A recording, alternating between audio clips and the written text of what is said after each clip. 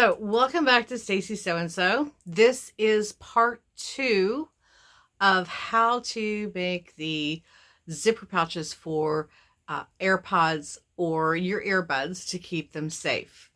So hopefully by now you've went through part 1, and if you didn't have the pattern, you were able to make one. So without further ado, let's get started. Okay, so I got my 2 pieces cut out. You can see this circle, perfect. And then I took the second circle from where my fabric was doubled, and I pinned the half circle onto it, folded it in half just to make sure that it comes up even. And it does. So now I'm just going to cut that right down the crease, and we will have all of our pieces cut out to make the ear pod or earbud holder.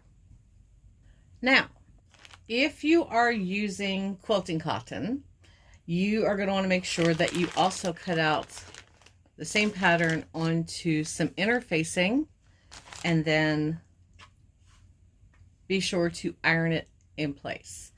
I am using some fabric that is actually much thicker, so I'm going to try this first without the interfacing, because this is really just going to be kind of a test. But I think that if you're using something more substantial that has more body and holds its shape better, I think you could actually do it without the interfacing if you want to. So let's get moving on to the next part. So before we move on with sewing, remember, when we made the pattern pieces, or if you're using the actual pattern piece, we had put in the little dots on the full piece. It was 1/4 of an inch above and beyond that center line that we drew. Be sure to go ahead and put in those markings on both pieces. That will just help you to be able to line up the actual fabric pieces when you go to put it together. So the next thing we're going to focus on is the zipper. So yes, my zipper is way longer than what I need it to be, but we're going to go through on how you can shorten it. So go ahead, make your markings on your fabric, get your zipper, and then we will move forward. Okay, I went ahead and pinned this first side. Now, you can do one of 2 things. You can do what I just did here, which was line up my fabric and then fold it out just a little bit, and I pinned it in place so that I can stitch right along there, along the teeth, one time to attach the zipper to the front part. Or you can do this. Line up just about 1/4 of an inch, a little under. Make sure that you are slightly above where the edge of the zipper ends, because remember, we've got to allow for 1/4 of an inch to sew all the way around. So you can do that first, get it in place. I would recommend pinning it. Stitch straight down that side, then open it up, give it a little press down, and then top stitch down again as close to the teeth as possible. Please make sure that you put a zipper foot on your machine. It can be a little bit different on every machine, so be sure that you read the instructions for your machine on how to properly use your zipper foot before doing this. Okay, so once you get your zipper sewn on and top stitch on either side, you're going to take your circle and right along the very edge. Again, we want to do it near the edge because we are allowing for a half-inch seam allowance. Be sure your zipper is closed, and then put that underneath your foot. I do still have my zipper foot on. Put your needle down. Now, this is a good time to make sure that you have a strong needle in there, because what you're going to do is go back and forth. It can be a little nerve-wracking, But if you're using a zipper that's nylon, you're going to go back and forth a few times, and that's now going to be the end part of your zipper. So you're going to be able to cut off the excess. There you go.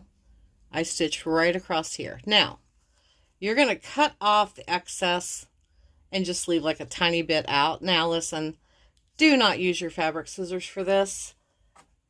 I keep just some basic scissors. You can use your kitchen scissors, whatever you want. Nylon ones aren't hard to cut through at all. As you can see, we cut right through. That's the excess. And so now we are ready to move on to the next part.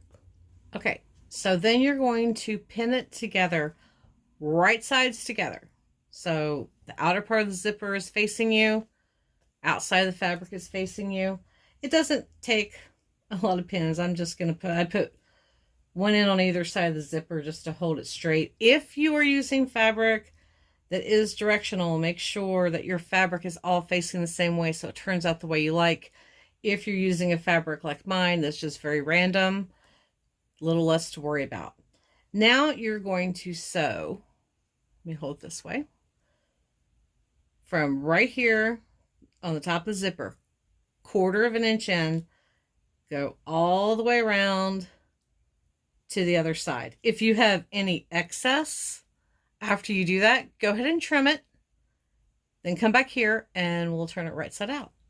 Oh, real quick, almost forgot, before you sew your seams all the way around, be sure you have your zipper open. Believe me, you will appreciate that later. I've made that mistake before. So undo your zipper, stitch all the way around, 1/4 of an inch, and then we'll be ready to turn it out. Okay, this next part's going to be a little bit hard to see just because we're sewing something small. Once you get it turned out, unzip the top part of your zipper, turn in around the top, because when you first come out, you're going to have those tabs from the zipper that's left over. Fold that in and do that all the way around the top. So there we go, you can kind of see. There you go. Now you're just going to top stitch all the way around that top opening. Okay, and here we go. We have our little pouch. Now, there in the instructions that come with the pattern, it said at this point, if you want to, and I don't think you really have to because it's a nice size pouch. If you just want to kind of give it a little bit more of a finished look, you can then top stitch all the way around the edge, which could be fun, especially like this fabric. I'm thinking about it because I used green zipper, and then my top stitching is all done in green. So I might go ahead and do a little top stitch all the way around in the green just for fun. Okay, so let's talk about adding the hook option that I talked about in my first video. Now, I pulled out the hook that I had shown you. I kind of feel like it might be a little too big. And then part of me would like to find a hook that matches. You know, they make like some heavy duty, like plastic and even colored metal ones.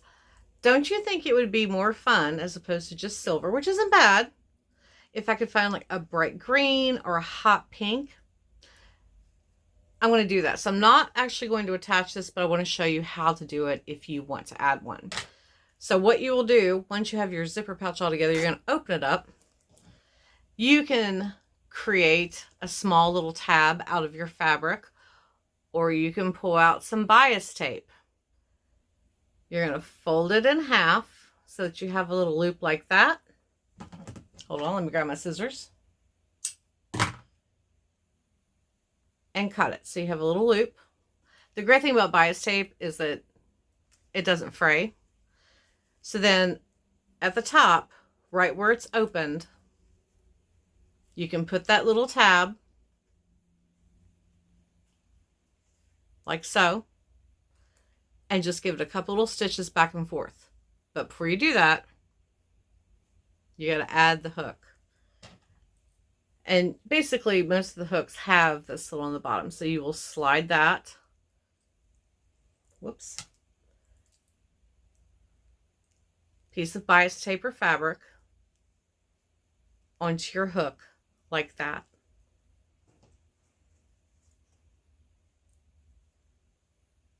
Then once you get it in place, give it a little stitch back and forth. And then, let me go ahead and zip this up. Almost there. Oops, I got my other piece of bias tape in the way. Hold on. Okay. And zip it up just so you can see what it looks like.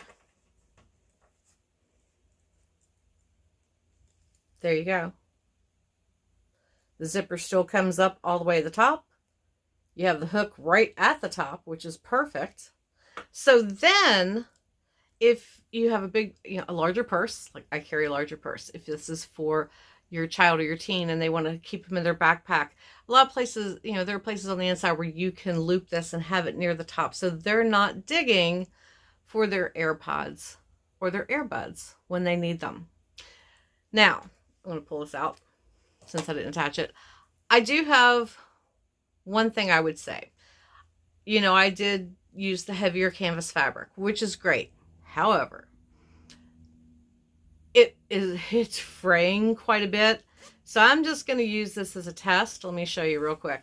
You can kind of see the fraying.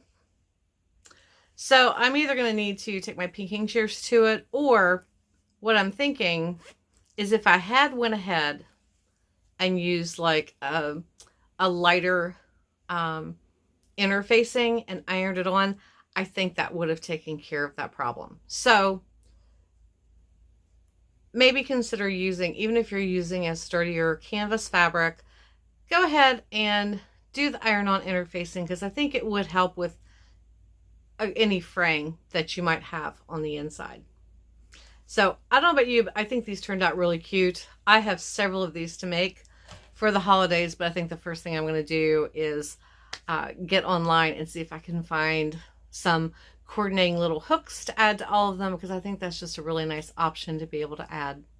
So thank you so much for being here again this week. I will be sure to see you. I won't see you for the rest of this week because we are heading into Thanksgiving and I will be out of town, but I will see you next week.